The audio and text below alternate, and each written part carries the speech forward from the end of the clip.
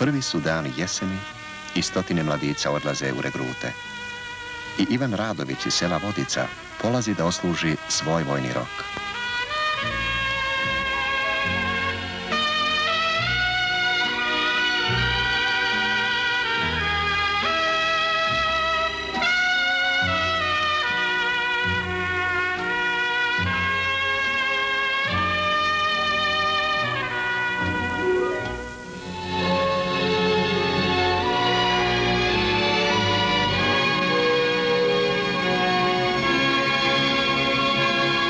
Kad se rat završio, borci su se vratili svojim kućama. Nisu ih dočekali žene i deca, ni starci, ni majke. Okupator je uništio čitavo selo. Preživjeli su jedino Ivan i njegova majka.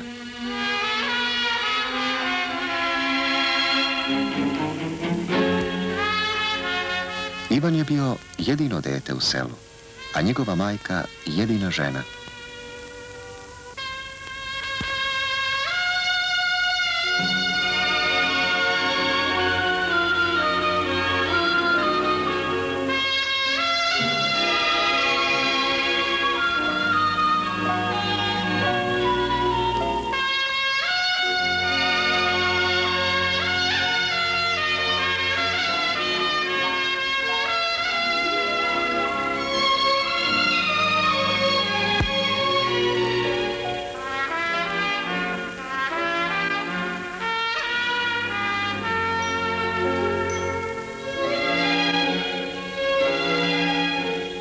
Posle rata ljudi su podigli veliku školu iz želje za mnogo dece.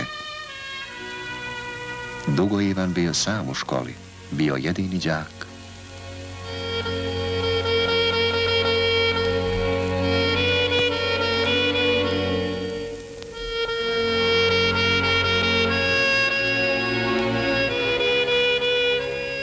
A oni, čitavo selo, roditelj.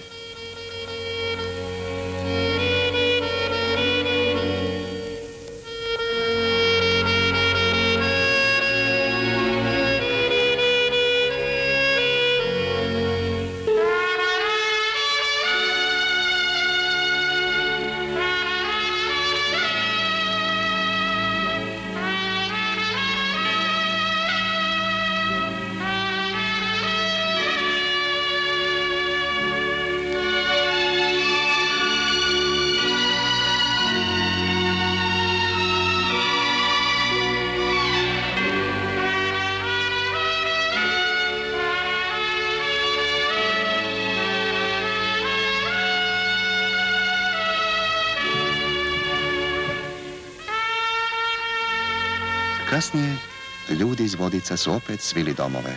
Da Ivan ima braću, a oni opet decu. I 18 godina su čekali da Ivan poraste.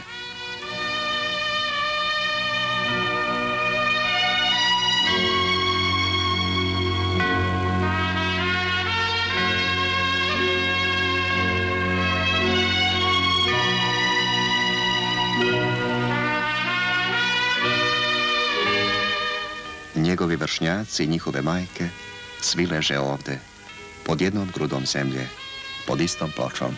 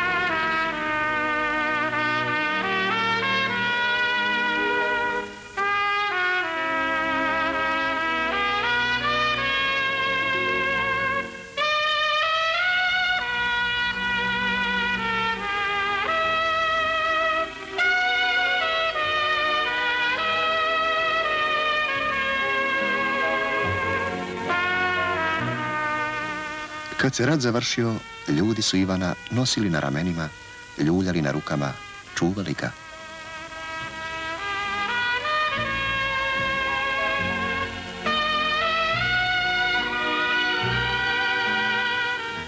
I kada je bilo još dece u Vodicama, Ivanu je i dalje svaka kuća u selu bila roditeljski dom.